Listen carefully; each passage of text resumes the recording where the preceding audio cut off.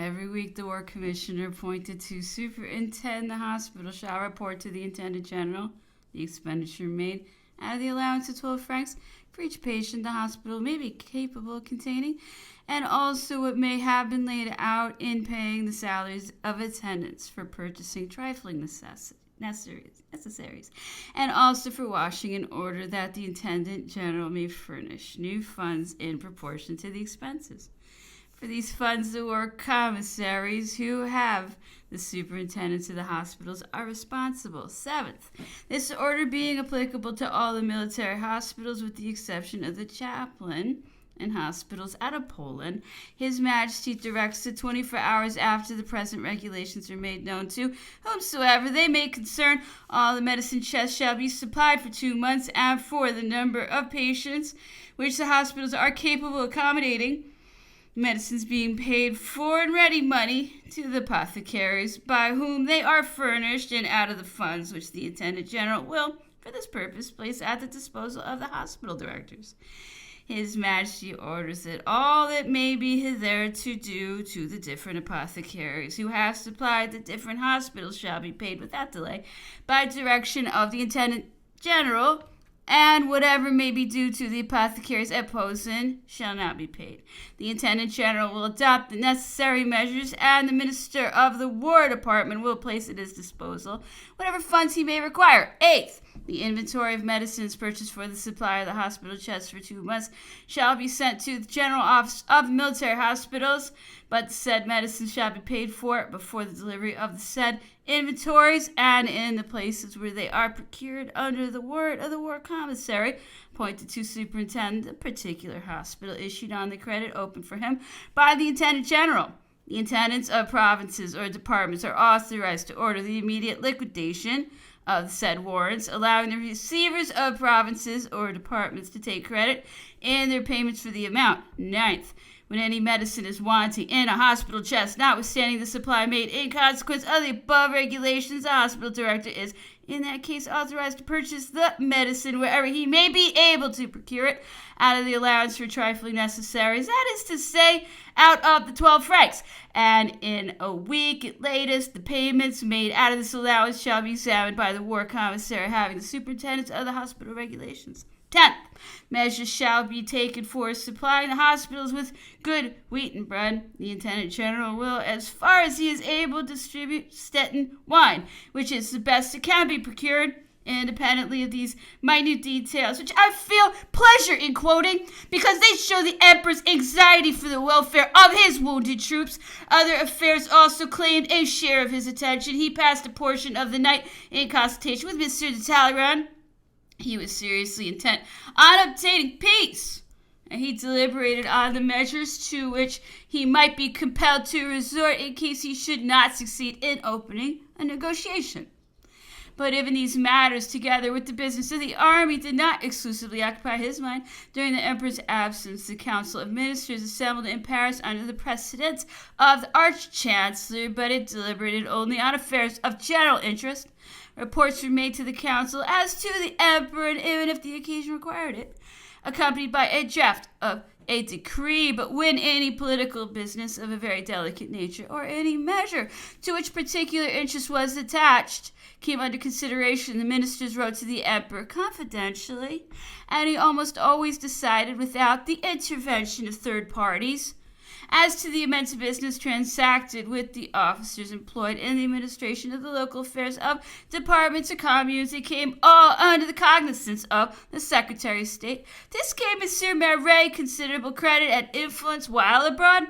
The details of the ministerial transactions were brought from Paris to the army by an auditor of the Council of State, who, on arriving at headquarters, alighted at the residence of the Secretary of State, to whom he delivered the portfolios with which his carriage was filled. The Secretary of State read all the papers, and afterwards took the Emperor's orders upon them. This practice had a disadvantageous result, inasmuch as it gave dissatisfaction to several of the ministers. How this happened may be easily conceived, since, as all administrative acts passed through the hands of the Secretary of State, it was left to him, when he presented any document for the emperor's signature, to enter into details which the minister who drew it up had omitted for the purpose of shortening the business.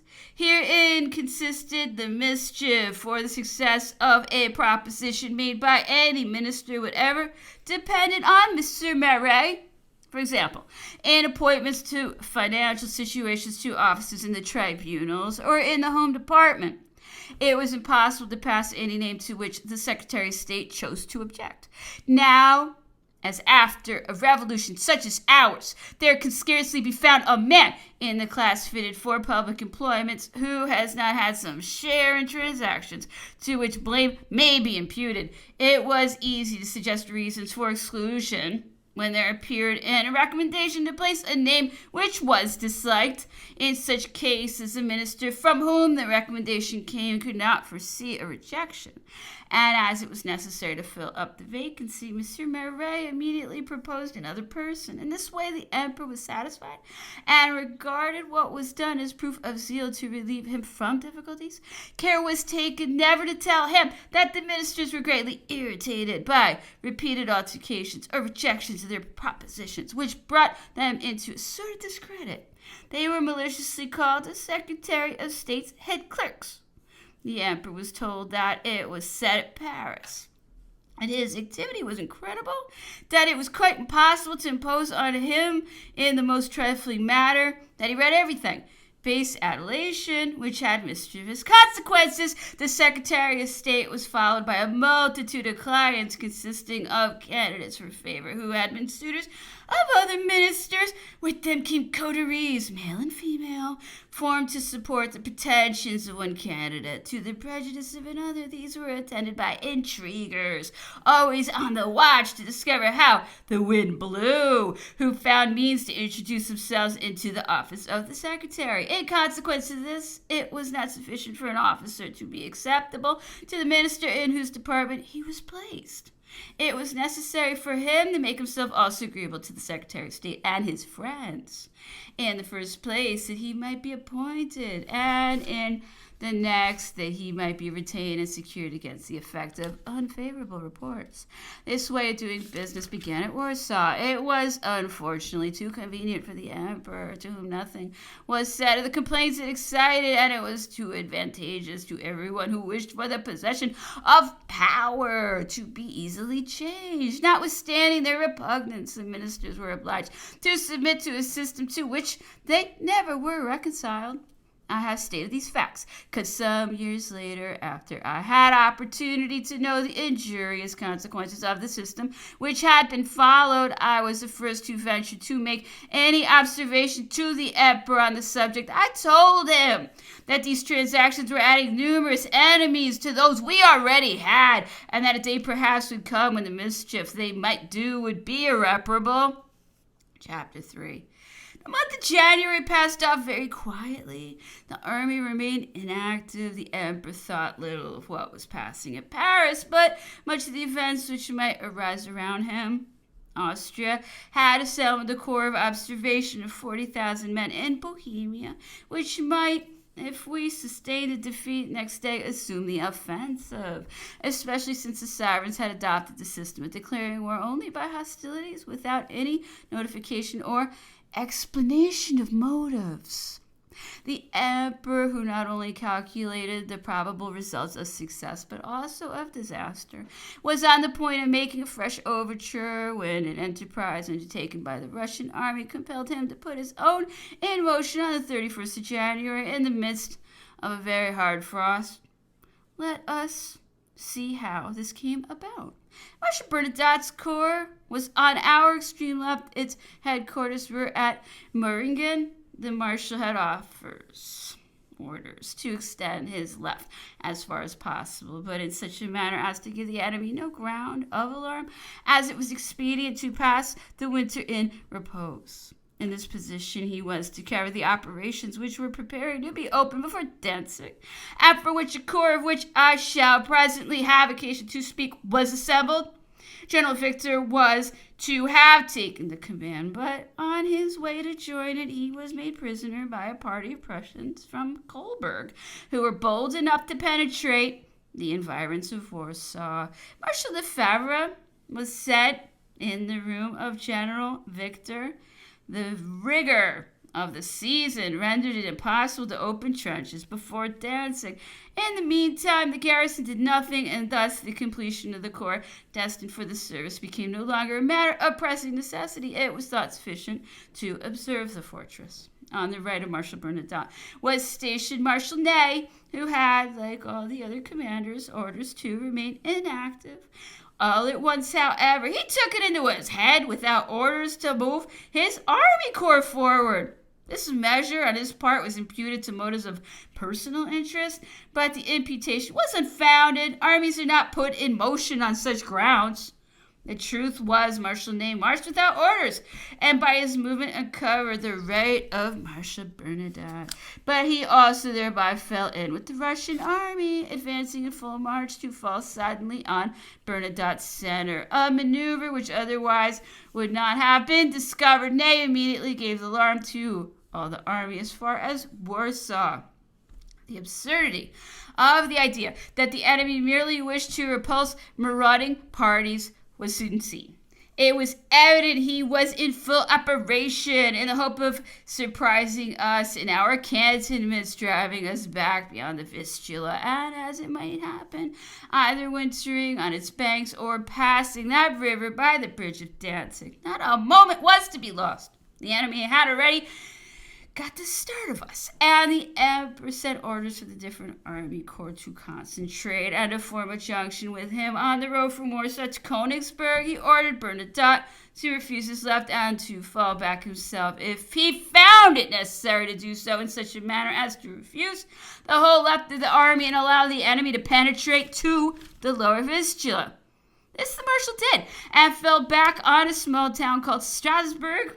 By thus advancing on our left, the enemy opened to us an equal advance with our right, which continued to march forward in proportion as he took the opposite direction, independently of the main body which marched from Königsberg. The Russians had a corps of 22,000 men in observation on the Bug and menacing Warsaw.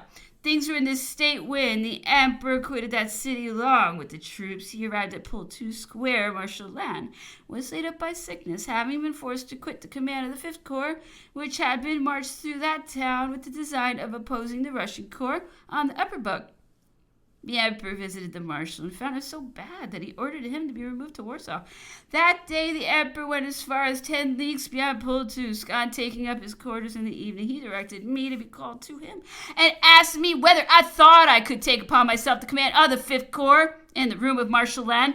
I accepted the offer, and while the Prince de Neuchâtel wrote out the necessary orders for me, the emperor gave me his instructions. These were to watch the Russian corps so closely as to prevent it from either making a movement on him while he attacked the Grand Russian army, or from marching on Warsaw, which city I was to cover at all risks. And finally, if the Russian corps was not too strong for me to drive it back, to do so, but to be sure not to miss my aim.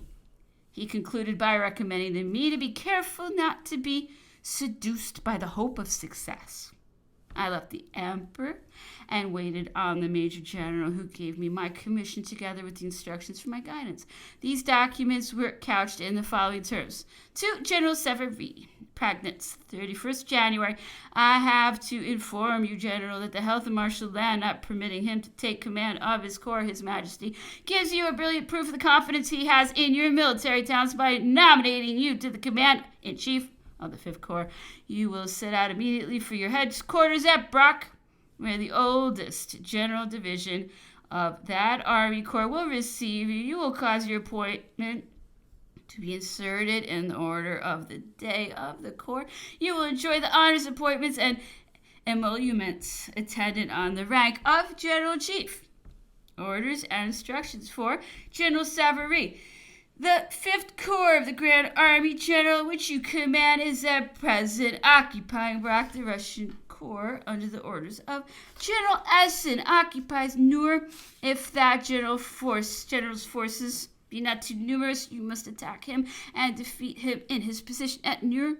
But if the information which may be obtained incline you to believe that instead of being weakened, the corps of General Essen has been reinforced, you must then confine yourself to occupying Brock and Ostrolenka with your cavalry. You will consult Generals Gazan and Campana, who have for a considerable time past been in the presence of the enemy and are acquainted with his movements. Whether you remain in observation or attack the enemy with or without success, the chief aim of the army corps under your command is to cover the right bank of the Narev from the river of the Omulev, that is the small stream which flows near the Ostrolenka, to Sirok, to protect the position of Sirok on the right bank of the Bug from Sirok to the Austrian quarter. It will be very advantageous, General, to construct a small bridge at the point where the Nerev flows into the Bug. That is above the confluence. This will be the work of little labor, and the bridge will facilitate the drawing of supplies from Warsaw. You will order the works for the bridgehead of Pultusk to be carried on with activity for it. Should events require it, the greater part of your army corps would have to retire upon Pultusk or Ostrolenka. A regiment and some pieces of artillery would also fall back upon the Bug to guard the right bank of that river. You are perfectly aware that what I now state to you is hypothetical, but it shows you the necessity of hastening the fortifications of the bridgehead. Send into Galicia to ascertain whether the intelligence which we have received and which announces the retreat of General Essence be correct. I must further observe that it will be necessary for you to post some infantry with a few pieces of cannon at Ostrolenka, otherwise your cavalry would be molested. This body of infantry can in no case be compromised, for by passing the bridge it will be covered. I set out forthwith to take command of the 5th Corps at Brock, in front of Pultusk, beyond the Narev.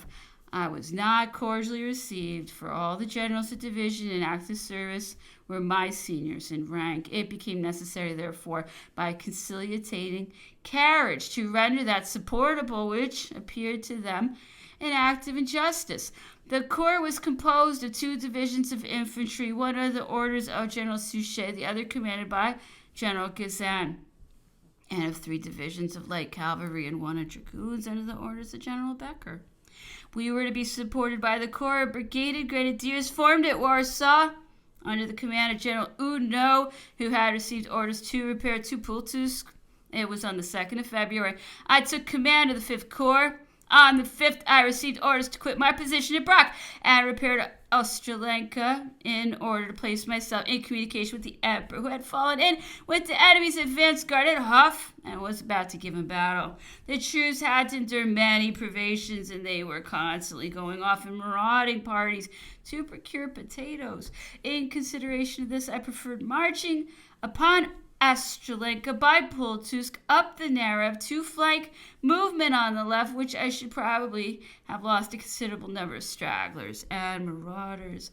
I was soon aware I had done wrong. My error arose from my not being sufficiently acquainted with the topography of the country. Had my commission been dated a few days earlier, I should not have exposed Becker's division to the chance of a defeat from which the skill of its general preserved it. I did not, however, allow myself to be discouraged, but burned with impatience for an opportunity to attack the enemy. Luckily for me, the Emperor was occupied with other affairs and did not perceive the effect of my movement, which was finally operated without producing any disaster. Otherwise, I should have been severely reprimanded for committing such a blunder. As we approached the enemy, the Emperor concentrated the different army corps. He dispatched by different officers orders to each corps to be at Price Eylau on the 8th, in condition to give battle on the 9th. He added these words in order that each corps might bring with it everything which the occasion required. As ill luck would have it, the officer dispatched to General Bernadotte was a young man of no experience, who proceeded straight towards the place of his destination without making any inquiries as to what might be on the road. The consequence was he fell into the hands of some Cossacks, who carried him and his dispatch which he did not destroy. To the General-in-Chief of the Russian army, this trifling accident, which under any other circumstances would have been of no moment, was attended, as we shall see, with disastrous consequences.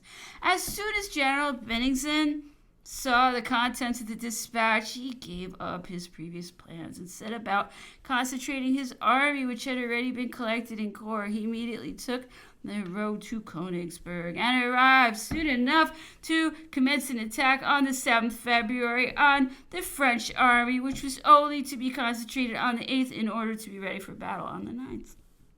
The Emperor arrived at Eylau in the evening with the 7th Corps, commanded by Marshal Augereau. The guard of the corps of Marshal Davout being at a short distance, he was in fact attacked by the whole of the Russian army on the 8th at 7 o'clock in the morning during a very heavy fall of snow. The 7th Corps, having formed in close column, made a most vigorous resistance, but its fire was silenced by the superiority of the enemies, and the regiments which composed it were thrown into disorder. At this juncture, Marshal Davout came up and was soon warmly engaged. The enemy kept gaining ground and was just upon Eylau when the Emperor ordered the guard to attack, and its artillery stopped him. The conflict with the artillery was tremendous. In the interim, Marshal Soult and Ney arrived. The engagement continued with unabated vigor. The charges of cavalry, which were, according to the instructions given, constantly repeated, impeded the progress of the Russians, but did not enable the Emperor to attempt anything decisive. Marshal Bernadotte, who had 4 divisions of infantry and 2 of cavalry, was anxiously expected. The accident that had befallen the officer who was the bearer of the dispatch to him was not known. The Emperor was impatient and sent in all directions to meet him, but in vain. We were obliged to pass the night as well as we could, and thought ourselves fortunate being able to remain on the field of battle after having sustained so much loss. The Battle of Eylau was fought by the Russians merely to cover their retreat, which they eventually effected upon Königsberg without firing a shot. For the honor of our arms, we pursued them with our cavalry, but in the meantime, the wounded and all the stores not immediately useful were removed to Eylau. General Bernadotte was blamed for not marching to the field of battle, though the order did not reach him. This may appear singular, but the fact is that he was in communication with the division of cuirassiers under General Hautpoul when that general received the order directing him to join the Emperor for the purpose of engaging the enemy. General Hautpoul even stated that he informed Bernadotte of his departure and of what was intended to be done. Be this as it may, Hautpoul arrived, fought, and was killed, so that no further investigation of this affair was practicable. But why did not Bernadotte march when he received the communication from General Hautpoul? He had too much experience in war and its events not to know that if he had received no direct order, it was because some mistake or accident prevented it reaching him. He waited, and he at length marched with his corps, much as with a view of learning what was going on, as of saving his responsibility, but he was too late. When he arrived near Osterode, he learned that the retrograde movement of the army, which had just taken a position behind the Passarge. The Emperor seemed to attribute this negligence, respecting which his opinion was perfectly made up, to the capture of the officer. He recollected Jena, but the mischief was done, and he spoke to Bernadotte of it only in mild terms. After the undecisive battle of Eylau, we thought ourselves happy in passing the remainder of the winter behind the Passarge, whilst but for the capture of the officer who was bearing the dispatch from the Emperor to Marshal Bernadotte, the Russian army would have continued its offensive movement on the lower Vistula, and the Emperor would have driven the enemy into a corner and forced him to engage either at the Frischhof or on the Vistula. In that case, how different would have been the results? The Russian army must inevitably have been destroyed, and peace would have immediately been concluded. As it was, the success of our arms became doubtful, and pride on both sides prevented any overtures from being made by either.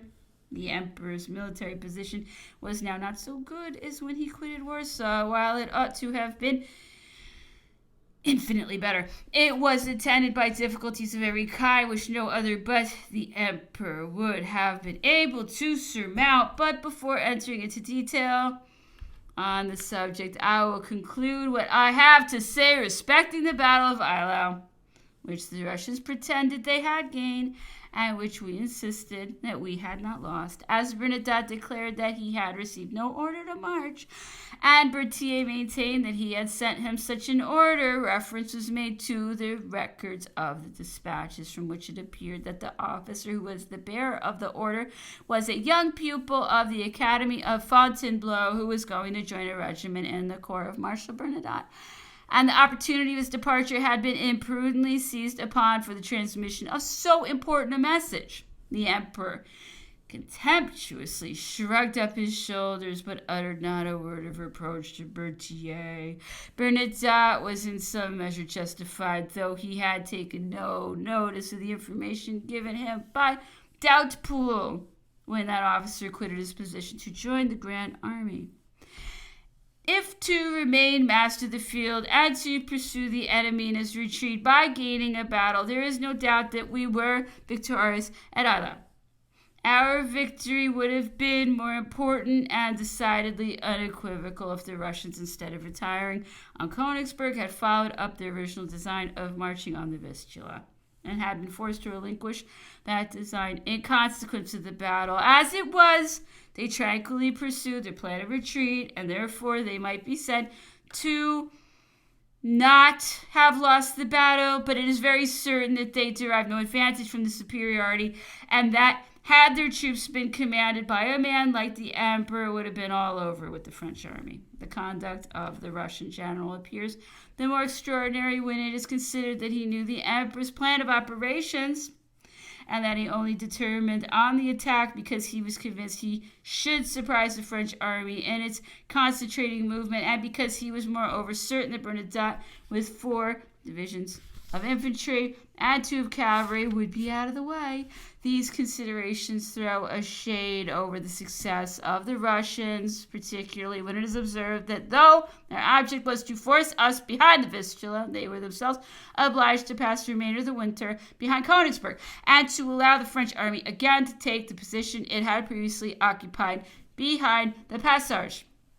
Thus, we covered the blockade of Danzig, which was commenced in March and continued until the place surrendered without the Russians making any attempt to get it raised. In this respect, at least, the Russian army failed of attaining the object for which it had put itself in movement.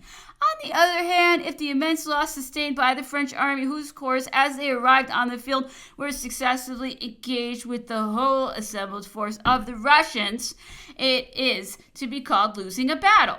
It must be admitted that in this point of view, the French were defeated. The loss was such as to render our army capable of acting on the offensive the next day, and it would have been completely beaten if the Russians, instead of retiring, had renewed the attack, because Bernadotte could not arrive until 2 days after. To say that the emperor lost the battle because he failed in his plan of driving the enemy upon the Frischhof or the Vistula and attacking him with all his combined force would be an error. That plan did not fail in consequence of the battle, but because on the one hand the Russians retired and on the other Bernadotte's corps had not come up. The emperor should have had all his army concentrated, because if the Russian army, on being apprised of his plan, instead of pursuing its first movement on the Vistula, had determined on retreating before our right outflanked it, the emperor's plan would still have failed, and the more decidedly, considering the circumstances which ensued. The fact is, both armies failed in their object, for after the battle they were in the same position as before they put themselves in movement, and their losses were reciprocally without results. But the event gave a shock to public feeling and opinion which was not favorable to the emperor, and but for his extreme address it would have been attended by very fatal consequences, as I shall hereafter explain. But I will first conclude my account of the military events which followed this Eylau. The emperor wrote to acquaint me with what had happened, and to order that if I could do nothing against the enemy, I should place myself in communication with the Grand Army in the position it had taken up behind the Passage. The dispatch did not contain so much information as I obtained from the officer who brought it, After reflecting my situation, I determined to quit my position and to march on the enemy. I ordered my late cavalry forward, and it had the good fortune to capture a Russian officer who was retiring with dispatches from the General-in-Chief of the Corps of Observation on the Upper Bug to General-in-Chief Bennigsen, commanding the Grand Russian Army. From the contents of the letters of which he was the bearer, I found that General Bennigsen had been loudly proclaiming his success at Eylau, and that he had not spoken of his retreat, and had given orders to Generals Essens and Mueller, commanding the Corps of the Upper Bug, to march directly upon me and attack me. The officer who was taken informed me that he had left the two generals making their preparations to execute this order. I was at Sniadov, in advance of Ostralenka, when this circumstance happened, and I was informed that a Russian corps of between 4,000 and 5,000 men had been sent to turn my left, and had already passed the Narev, which was completely frozen over at Tikhelshin. I did not think it prudent to quit my position at Ostralenka, particularly as I could not come up with the Russians in less than 1 or 2 days, and as during that time the corps of 4,000 or 5,000 men might arrive by the right bank of the Narev and do me considerable injury. Besides, the Russians were themselves coming to attack me, and it would have been useless to shorten their march by losing my advantages on the following day. Therefore, I resumed my position and advanced a corps on the right bank of the Narev to meet that which the Russians had sent there. I was soon pressed by the Russian army, and on the 15th of February, so closely that I had reason to expect an engagement. The dispositions I adopted were to keep Ostralenka on the defensive and to act vigorously on the offensive against the corps which was advancing by the right bank. I accordingly repassed my troops to the right bank behind Ostralenka, leaving behind only 3 brigades of infantry, which were stationed out of the reach of the firing among the sandy downs which surrounded the town. I placed my artillery so as to flank on the right bank the wings of the brigades of infantry of which I have just spoken. My cavalry was useless to me, and I left it unemployed.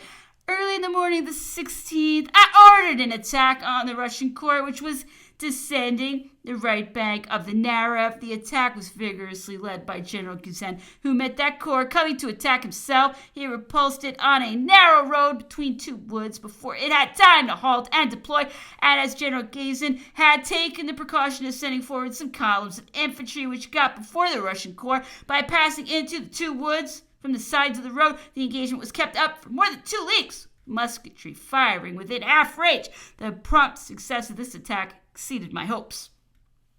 I heard a smart cannonade at Ostralenka, whither I sent General Raya, a staff officer of the Army Corps. He arrived just at the right time to supply my place. The Russians were debouching by the 3 roads which lead to the little town of Ostralenka. They were cannonading it with nearly 50 guns, and the officers commanding the troops were asking for orders. I saw very well that they were not inclined to do anything for my glory, but I was not to be duped and was determined to be obeyed. I directed General Raya to keep possession of Ostralenka until my arrival, adding that I was on the point of proceeding thither. I left Gazan to pursue his success, warning him not to go too far because I could not make a disposition in echelons to support him, having need of my troops at Ostralenka, whither I was proceeding with all haste. I arrived there just as General Raya had sustained the first shock of the attack of the 3 Russian columns which advanced without discharging a musket, covered by the firing of their artillery to force the town. General Raya waited for them bravely within pistol shot, and then, as they could no longer be protected by their artillery, he skillfully drew out his troops and received them with all the grape shot and musketry he could command. He stopped their advance, and by keeping up the vivacity of his fire, He soon drove them back. The two columns, which advanced on the bank of the Narev by the two wings to force the town, were repulsed by the artillery of the right bank. The ardor of the Russians being now somewhat abated, I sent over the infantry and cavalry to the left bank, and after being formed and covered with my artillery, I marched upon the enemy and kept him engaged the whole of the night. His loss was great, particularly in the attack of General Gezen. I took 7 pieces of artillery and 3 flags. The enemy left behind him about 1,000 men wounded, but I did not make many prisoners because I could not pursue them. General Oudinot, having received orders to set out with his corps to join the emperor. In this action, General Campana was killed, and General Broussard seriously wounded, as were almost all the colonels of the regiment who were engaged. I was satisfied because the emperor's object was completely fulfilled. The Russians retired to resume the position they had abandoned to come and attack me. The tranquility of Warsaw was secured and the communication with the emperor covered. The emperor himself was satisfied. He did me the honor to write me a letter and to send me the grand cordon of the Legion of Honor, together with the patent of a pension of 20,000 francs for life. There was a certain number of these pensions belonging to the Legion of Honor, one of which had become disposable by the recent death of General Doutpool. But as a good thing is never unaccompanied by its antidote, Berthier addressed to me a long dispatch containing advice and assertions calculated to temper the satisfaction which my success and the approbation of the emperor had caused me. The advice, his long experience doubtless authorized him to give, and I received it with gratitude.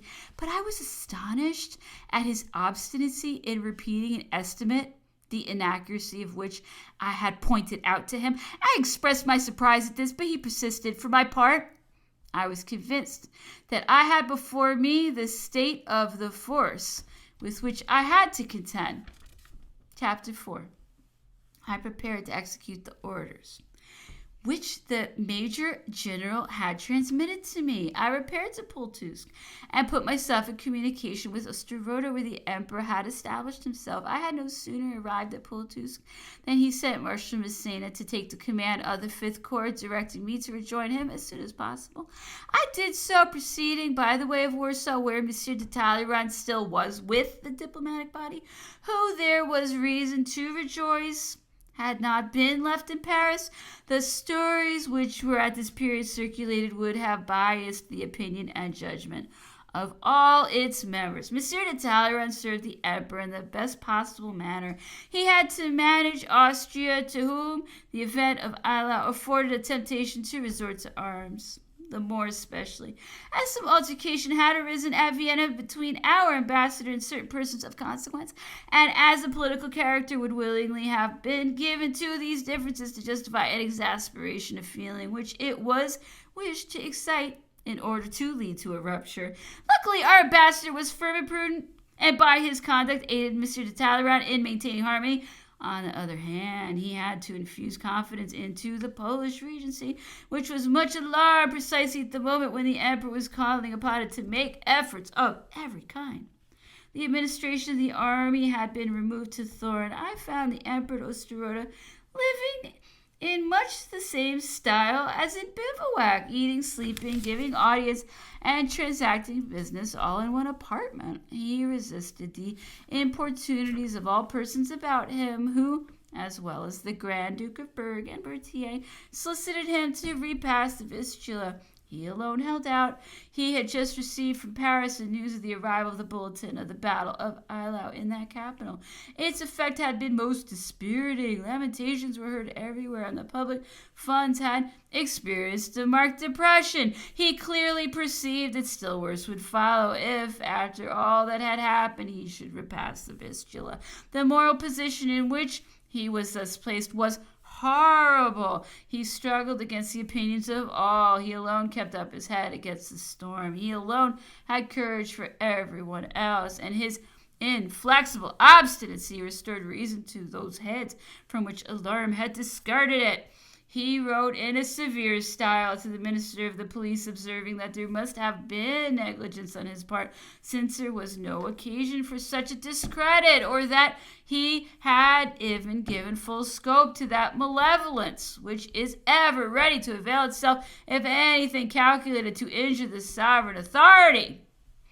The minister, frightened at the idea of sustaining the emperor's displeasure a second time in the course of the same campaign, procured a letter from General de France to his father-in-law, in which that general gave an account of the Battle of Eylau and added that he was going with his brigade of carbineers to resume his former cantonments behind the Vistula.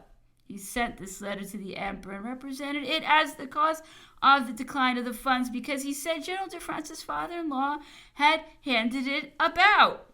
The emperor expressed his dissatisfaction to General de France, but the minister had told a downright falsehood. It would have been more correct to have said that the decline of the funds was occasioned by that alarm which could not fail to become general whenever it appeared that on a single battle depend the destiny of every family in France, but this he dared not say. And the emperor, while he reprimanded General de France, was not deceived by the misrepresentations of his minister. He concerned himself less about what was going on in Paris than with the effects of the army. The emperor reassembled Marshal Lefebvre's corps, which was to commence the siege of Danzig. The losses sustained at Eylau had obliged him to suppress the 7th Corps, whose regiments were reduced to a single battalion. Marshal Augereau, having received a shot wound, returned to France, and a portion of his troops formed the nucleus of the besieging corps. After the conclusion of peace with Saxony, the emperor had requested the sovereign of that country to transfer his army to Posen. It arrived there and was afterwards ordered to join the besieging army before Danzig. To this force were added some troops of Baden and other German principalities, together with some free corps formed from deserters. Thus, at the close of March, there was assembled a respectable besieging army, though composed of troops of all countries. The emperor himself superintended the infinite details of all these military dispositions, and at the same time he had to see that his movable army was reinforced. After the Battle of Vienna and the occupation of Prussia, the emperor had offered peace to the king, but after the Battle of Eylau, such a proposal would have appeared like a solicitation. Besides, the king of Prussia had placed himself in a state of dependence on the emperor of Russia, whose troops were his safeguard. He could do nothing without communicating with the emperor of Russia, and he was not with the army, but at St. Petersburg. Thus, it was impossible to set on foot a negotiation. Several frivolous pretenses were seized for communicating by means of flags of truce, but these sort of overtures were received with coldness and pride, and sometimes even with arrogance. No opportunity of opening a negotiation was neglected, but at the same time, the measures necessary for rendering the force of the army respectable were promptly executed. Marshal Mortier's corps, which was in Pomerania, was sent for. It was made number 7 and augmented by some Saxon troops. Thus, the void occasioned by the disappearance of Augereau's corps was completely filled up. The operations of the corps in Silesia under Prince Jerome were so far advanced that some portion of his force might be withdrawn without disadvantage. 2 Bavarian divisions were therefore taken from him. He remonstrated loudly, but he was not listened to.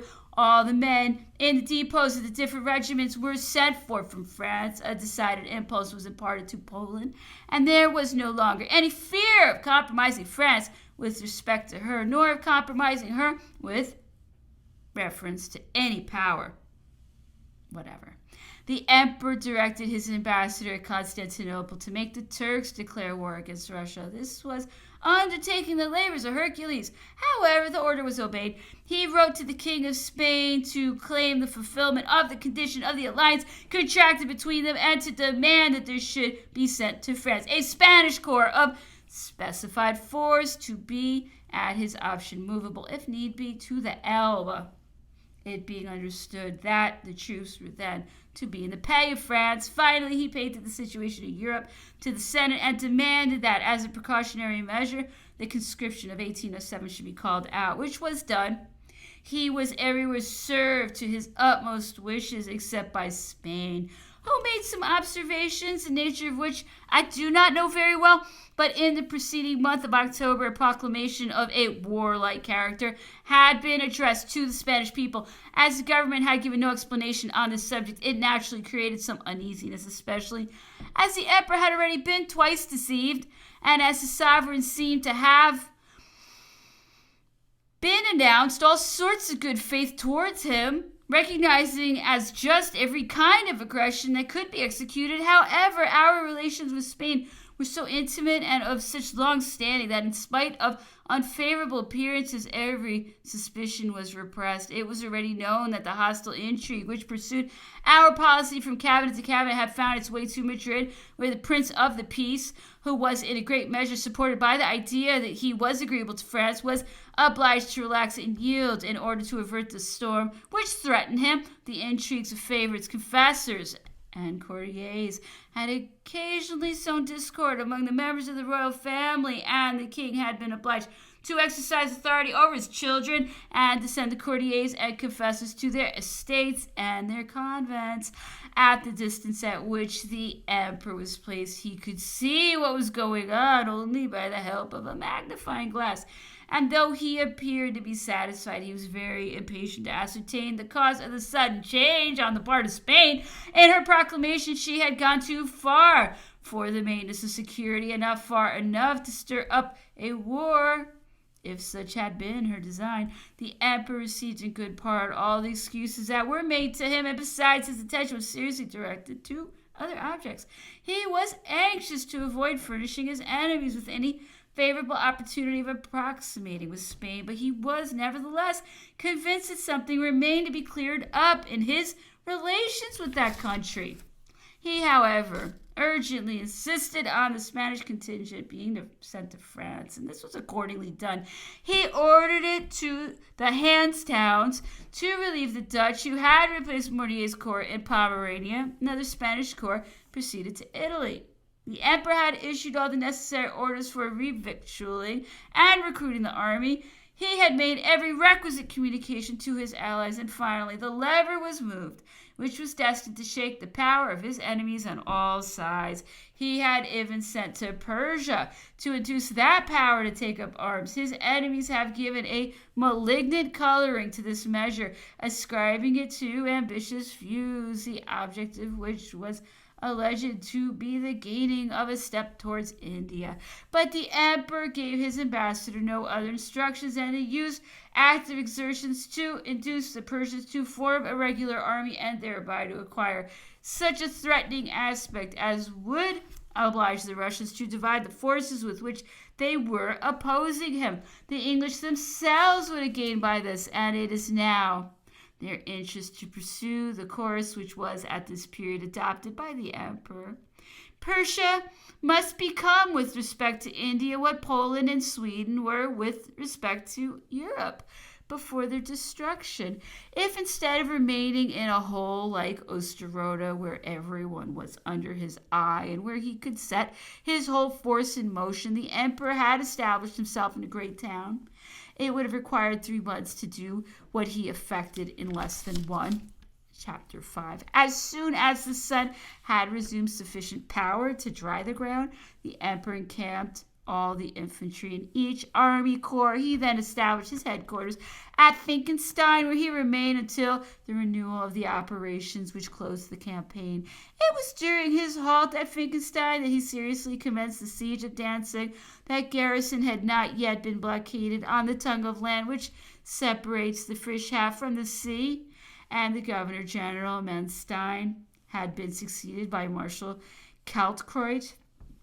The town of Danzig, being exceedingly extensive, rendered considerable diggings necessary, and the siege was long, laborious, and scientific, but the details would be too long to be given here. The attack was made by the Prussian artillery brought from Stettin, Kustrin, and Breslau. It was found necessary to make a regular descent into the ditch and to effect a breach. Matters had proceeded thus far, and the fine weather had set in which was likely to bring the armies again into the field, when, about the middle of May, the garrison proposed to evacuate with the honors of war and to rejoin its army.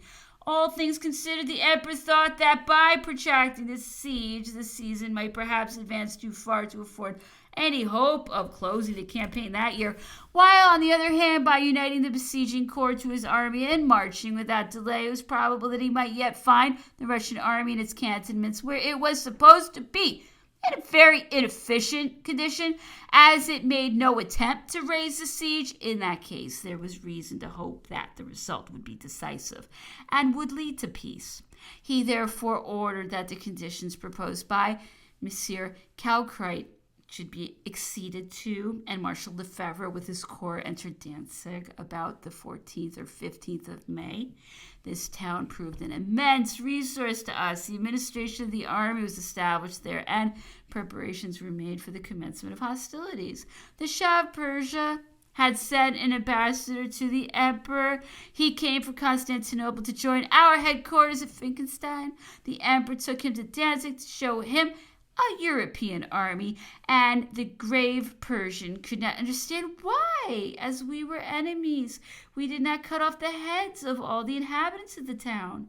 He was very curious about everything he saw. He inquired how the soldiers could be made to march together with so much precision, and he was particularly fond of the military bands. He requested the emperor to give him some of the musicians, as though they had been so many slaves.